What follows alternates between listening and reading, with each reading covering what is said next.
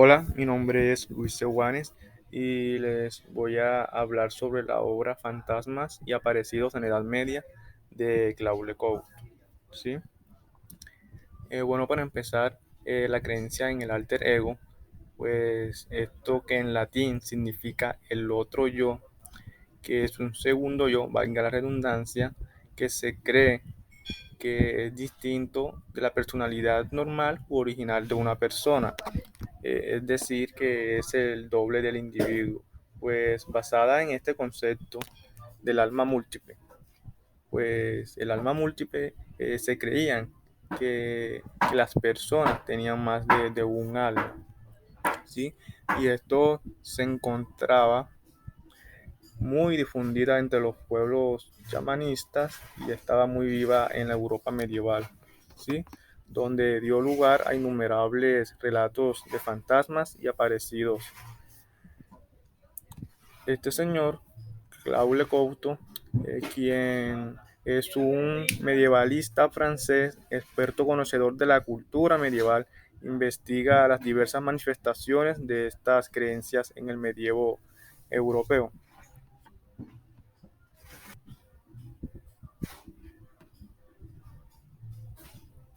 En esta primera parte del primer capítulo tiene como título, ¿sí?, el miedo a los fantasmas y el temor a los aparecidos. Aquí se habla de lo indignante que es la muerte por homicidio, sobre todo en los países germánicos, donde tienen como creencia que el asesinato alcanza la parte sagrada que todo hombre lleva en sí. Se creía que vivir muchos años era una bendición de los dioses y que morir antes del plazo o a temprana edad era una maldición.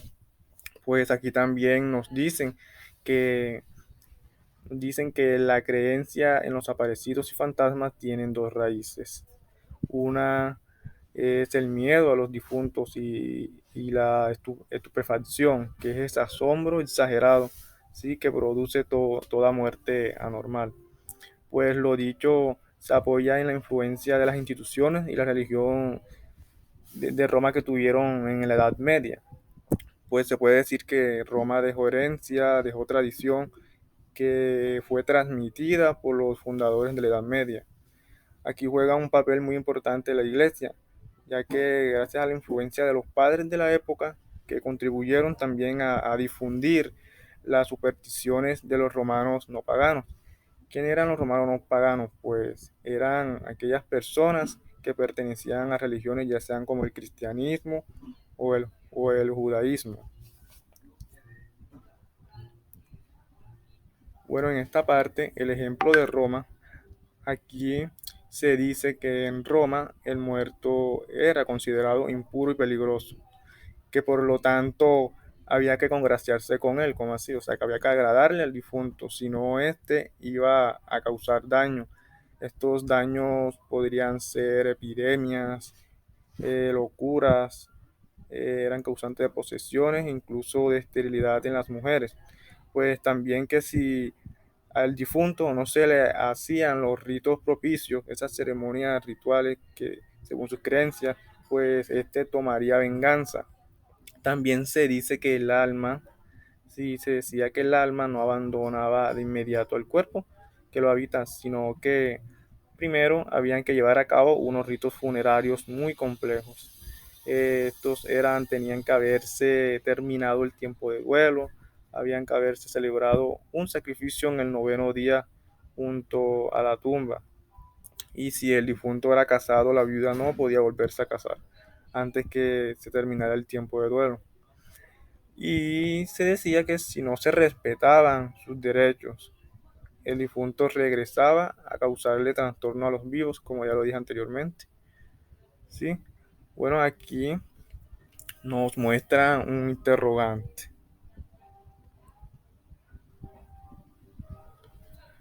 ¿Son temibles todos los difuntos? La respuesta que nos da es no, pues que solo algunas categorías presentan algún peligro.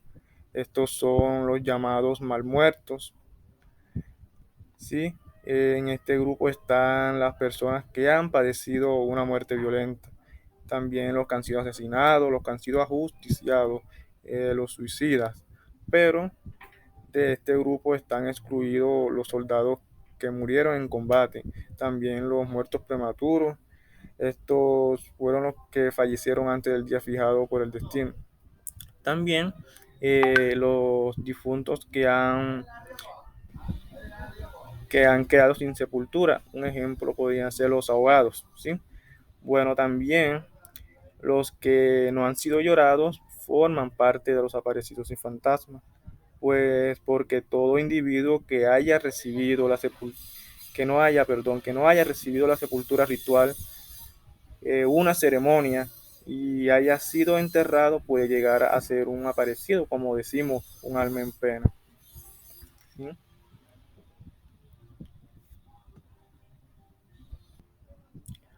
Pues esto se da porque el individuo no ha recibido la sepultura ritual, no ha sido enterrado y puede llegar eh, sí a ser un aparecido, como ya dijimos, y este descontento por su muerte hace todo lo posible para cobrar venganza o obtener reparación del perjuicio sufrido.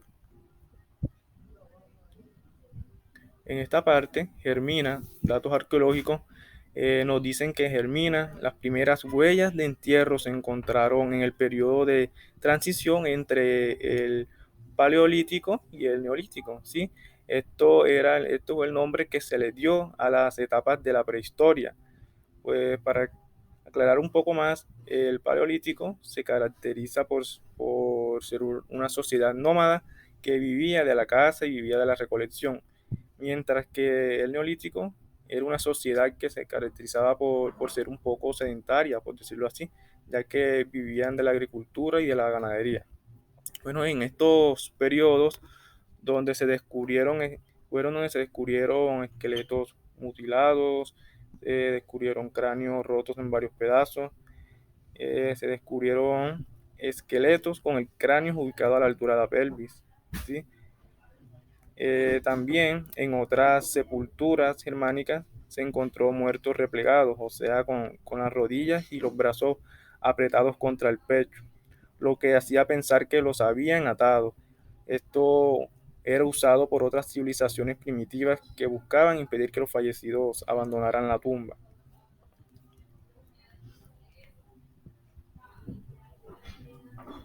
En esta parte, las pruebas del terror inspirados por los muertos pues nos habla sobre las costumbres de los hermanos, pues se decían que a los miedosos, cobardes y gente de costumbres infames los hundían en fangos en una ciénaga, con una estaca atravesada en el cuerpo, así como lo muestra la imagen.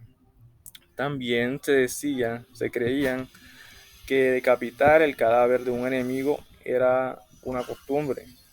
Incluso en muchos casos le mochaban la cabeza y la clavaban en una estaca, ya que creían que el enemigo privado de su cabeza no volvía por venganza. Aquí, en este punto, persistencia y supervivencia de las tradiciones, como ya lo he dicho, solo algunos muertos son verdaderamente temibles. ¿Sí? Un etnólogo polaco llamado Stoma, ¿sí? Este señor analizó 500 casos de muertos convertidos en aparecidos. Aquí podemos ver la lista, ¿sí? Le leeré las primeras, que son fetos muertos, número de casos 38, con un porcentaje de 7,6. Abortados, número de casos 55, con un porcentaje de 11. Niños no bautizados, número de casos de 90, con porcentaje de 18. Y así sigue la lista, ¿sí? Esto se analizó y se llegó a la conclusión que debido de existir un vínculo entre creencias en los aparecidos y fracasos trágicos de un rito de paso, que era un rito de paso, pues esto alude a un concepto que designa un conjunto específico de actividades que simbolizan y marcan la transición de un estado a otro en la vida de una persona. Pues en esta parte del libro nos dicen que según las creencias, si una persona se encontraba agonizando o no alcanzaba a morir, eh, creían que perdón, cambiaban la mesa de la casa, la cambiaban de lugar o la volteaban boca abajo. Incluso quitaban una teja del tejado, también abrían las ventanas, tapaban todo lo que había de hueco en la casa y lo ponían boca abajo para que el alma pudiera partir libremente y no se detuviera en ninguna parte. Al final se le daba la paz al difunto arrojando 3 terrones de tierra sobre la tumba.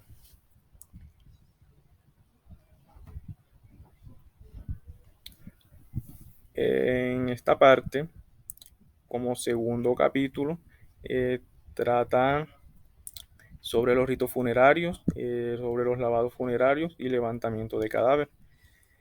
En la época, por lo general, acostaban al difunto sobre pajas o sobre piedras o incluso sobre una tabla, ¿sí? Le cerraban los ojos y la boca, le obstruían las fosas nasales, pues también se decían que los ejecutados, las personas que eran ejecutadas, solían producir aparecidos. Por ende, le vendaban los ojos a las personas que iban a ser ejecutadas para proteger a los que estaban presentes contra el mal de ojo.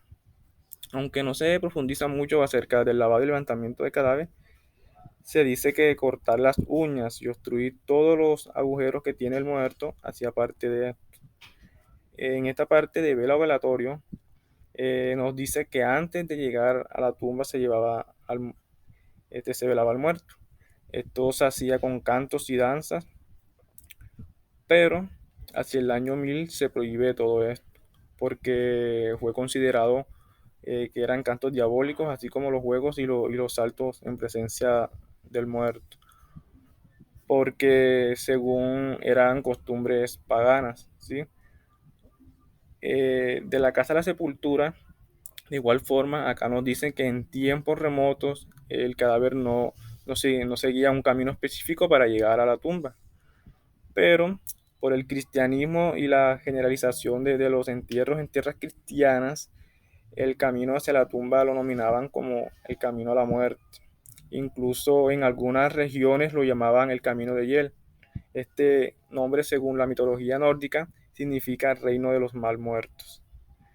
Bueno, y según estas creencias, el hombre sigue el camino de Hiel para dar cuenta del hecho de que los muertos tienen cierto camino por recorrer antes de llegar a los infiernos. Las preguntas elaboradas con referente a estos capítulos son: la mentalidad en la Edad Media es uno de los elementos más importantes para comprender la época. La segunda, en la época medieval imperaba la fe por sobre la razón o el entendimiento. Y la tercera y última, será muy importante las actuaciones y tratamientos que la sociedad tenía para facilitar el transcurso del difunto del mundo de los vivos al de los muertos.